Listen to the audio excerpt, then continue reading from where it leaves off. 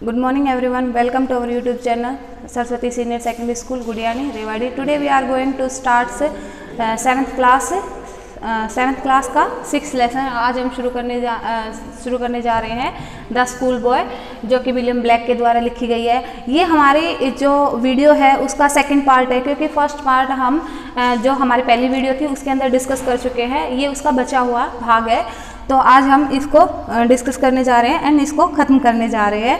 जो हमारी जो 6th पोएम है स्कूल बॉय, उसको तो पोएम शुरू करने से पहले मैं आपको जो स्टार्टिंग के जो 3 जो स्टेंजा है जो कि हमने फर्स्ट वीडियो के अंदर डिस्कस किए थे उनके बारे में बता देती हूँ। इस पोएम में स्कूल बॉय का मतलब देखो पता चल रहा है, इसके पोएम के टाइटल से ही पता चल रहा है कि एक स्कूल के बच्चे के बारे में है ये पोएम। ठीक है, स्कूल का जो बच्चा है उसको स्कूल में जाना बिल्कुल अच्छा नहीं लगता है। वो कहता है कि मुझे सुबह सुबह उठना अच्छा लगता है, जब पेड़ों के ऊपर पक्षी गा रहे होते हैं, पक्षी चहचहा रहे होते हैं, तब मुझे सुबह उठना अच्छा लगता है। और दूसरा, मुझे सुबह सुबह उठना तब अच्छा लगता है जब प्रत्येक पेड़ के ऊपर सारे के सारे पक्षी हैं वो गुनगुना रहे हैं, चहचहा रहे हैं। ठीक है, उसके बाद कहता है कि शिकारी आता है शिकार करने के लिए। जब शिकारी आता है शिकार करने के लिए तो अपना भोंपू बजाता है, तो उस टाइम भी मुझे बहुत अच्छा लगता है।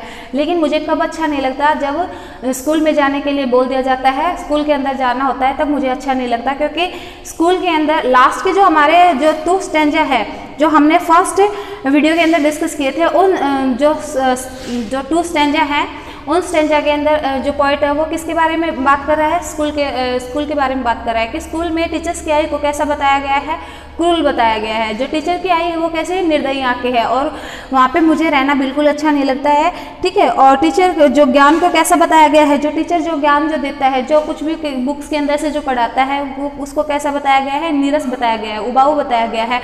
तीसरा, वो क्या कह रहे हैं कि मुझे वो बेकार लगता है, मुझे वो अच्छा नहीं लगता। ठीक है, और अब उसके बाद हमारे जो नेक्स्ट जो 4th स्टेंजा है वो शुरू होता है।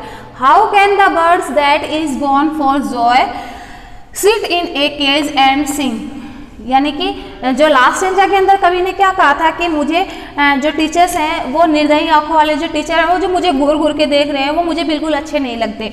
अब पोएट वो क्या कर रहा है, 4th स्टेंजा के अंदर क्वेश्चन कर रहा है। ठीक है, how can the birds that is born for joy, कि एक पक्षी का जो जन्म होता है वो किसके लिए होता है, जॉय के लिए होता है। Sit in a cage and sing, और उसको एक पिंजरे में बंद कर दिया जाए और उससे कहा जाए कि अब तुम गाना गाओ, तो ऐसा पॉसिबल हो सकता है क्या? नहीं हो सकता। तो इसलिए कवि कह रहा है कि पक्षियों का जन्म ही किस लिए होता है, गाना गाने के लिए, चहकने के लिए, खुली हवा में सांस लेने के लिए, खुले गगन में उड़ने के लिए होता है। ठीक है, और जो बच्चा है, बच्चा भी कैसे होते, बच्चे भी कैसे होते हैं, वो भी मतलब इस नीले आसमान के नीचे खेलना चाहते हैं। ठीक है, उनसे भी उनकी खुशियों को पूछा जाए। उसके बाद, how can a child when fears annoy but drop his tender wings, कि किस तरीके से एक बच्चे को, एक जो बच्चा है उसको अगर डरावनी आंखों के सामने रखा जाएगा तो क्या वो खुश रह सकता है? नहीं रह सकता। और इसीलिए जो पोएट है वो कह रहे हैं कि एक पक्षी है जिसका जन्म किस लिए होता है, खुशियां मनाने के लिए होता है, खुले आसमान में उड़ने के लिए होता है। अगर उसको पिंजरे में बंद करके हम ये कहेंगे कि तुम गाना गाओ, तो क्या वो गाना गा सकता है? नहीं गा सकता। उसी तरीके से एक बच्चा है, वो बच्चा है उसका जन्म किस लिए होता है, खुशियां मनाने के लिए होता है, अपना जीवन जीने के लिए होता है, खेलने के लिए होता है, मौज मस्ती करने के लिए होता है। और अगर उसको एक कैद में पक्षी की तरह पिंजरे में बंद कर दिया जाए और फिर उससे कहा जाए कि तुम्हें ये काम करना है, तो क्या वो काम कर सकता है? नहीं कर सकता। But and forgot his youthful spring, और फिर वो क्या करता है, उसका जो यूथ है, यानी कि वो जिसकी जो खुशियां हैं, ठीक है, यूथ को यहाँ पे किससे लिया गया है, खुशियों से लिया गया है। उसकी जो खुशियां हैं, उसके जो जॉय है वो सब के सब खत्म हो जाते हैं। उसके जॉय कब खत्म हो जाते हैं? उसके जॉय तब खत्म हो जाते हैं जब उसे स्कूल के अंदर भेज दिया जाता है। ठीक है, स्कूल के अंदर जाने के बाद यहाँ पे जो ओवरऑल कहने का मतलब ये है कि पोएट को स्कूल बिल्कुल भी पसंद नहीं है, और इसलिए वो पोएट है वो कह रहे हैं कि स्कूल के अंदर मुझे बिल्कुल भी खुशी नहीं मिलती। ठीक है, स्कूल में जाने के बाद मुझे ऐसा लगता है जैसे मैं किसी पिंजरे में बंद कर दिया गया हूँ, मैं एक कैदी हूँ और मुझे पिंजरे में बंद कर दिया गया है। Father and mother, if birds are nipped and blossoms blown away, अगर जो खिलती हुई कलियां हैं उनको कुचल दिया जाए, उनको मसल दिया जाए, तो क्या वो दोबारा से फूटेंगी? नहीं फूटेंगी। उसी तरीके से बचपन होता है, अगर बचपन को खेल कूदने में नहीं दिया जाए, अगर बच्चों को शरारत नहीं करनी दी जाएगी तो क्या बच्चे हैं वो सही से ग्रो हो पाएंगे? नहीं हो पाएंगे। इसके लिए जो पोएट है विलियम ब्लैक है, उन्होंने किसका एग्जाम्पल लिया है? बर्ड्स का एग्जाम्पल लिया है।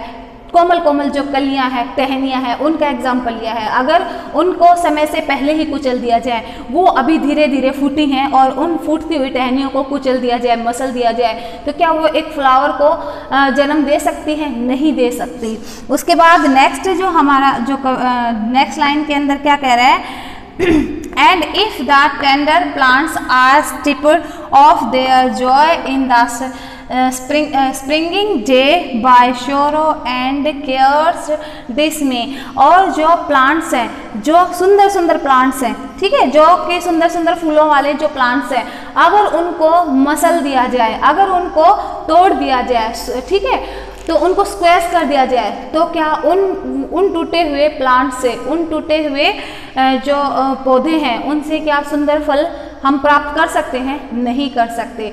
ठीक है, देखो यहाँ पे कवि ने अपनी बात को प्रेजेंट करने के लिए बहुत ही सुंदर एग्जाम्पल लिए हैं। उन्होंने किस चीज़ के एग्जाम्पल लिए हैं? उन्होंने बर्ड्स के एग्जाम्पल लिए हैं, प्लांट्स के एग्जाम्पल लिए हैं। ठीक है, बर्ड्स का मतलब क्या होता है? कलियाँ होती है, कोमल कोमल जो नाजुक टहनियाँ होती है, उनका एग्जाम्पल लिए हैं। और किसके एग्जाम्पल लिए हैं? प्लांट्स के एग्जाम्पल लिए हैं।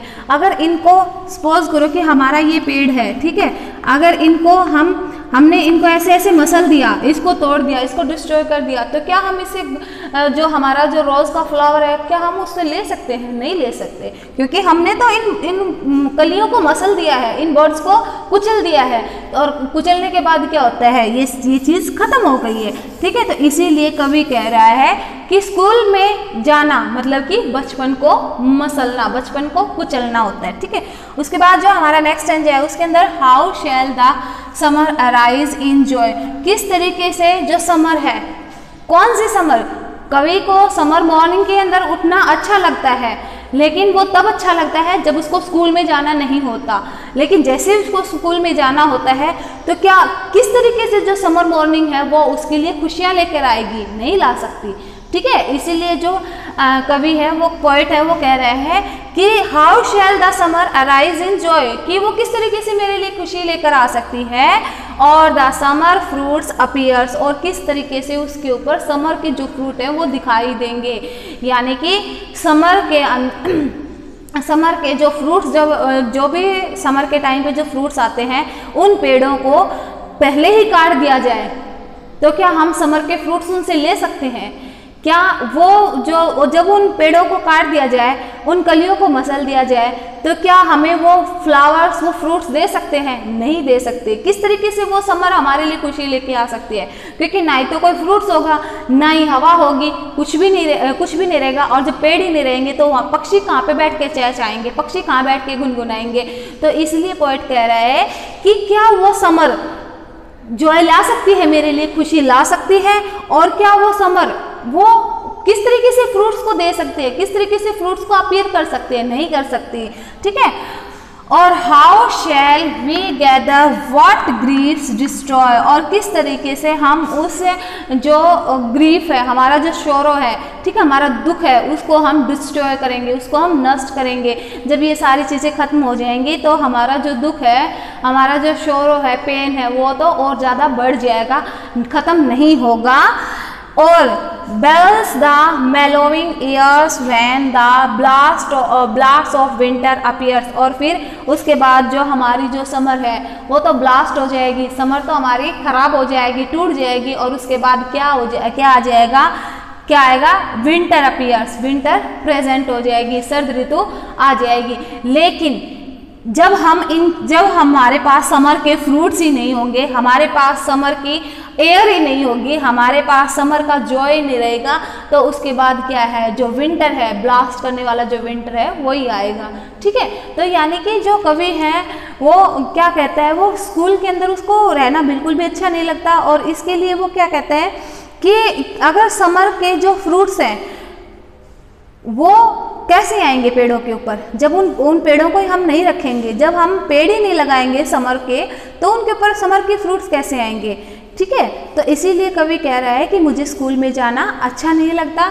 और यहाँ पे वो अपने मदर एंड फादर से भी क्वेश्चंस करते हैं और कहते हैं अगर कलियों को मसल दिया, कलियाँ मतलब जो चाइल्ड हैं, जो बच्चे हैं, अगर आपने इनको मसल दिया, इनके बचपन को, इनका जो बचपना है वो छीन लिया, तो क्या वो एक सही इंसान बन सकते हैं? नहीं बन सकते। ठीक है, इसी के साथ जो हमारी पोएम है वो ख़त्म होती है। I hope you will understood. Thank you, have a nice day.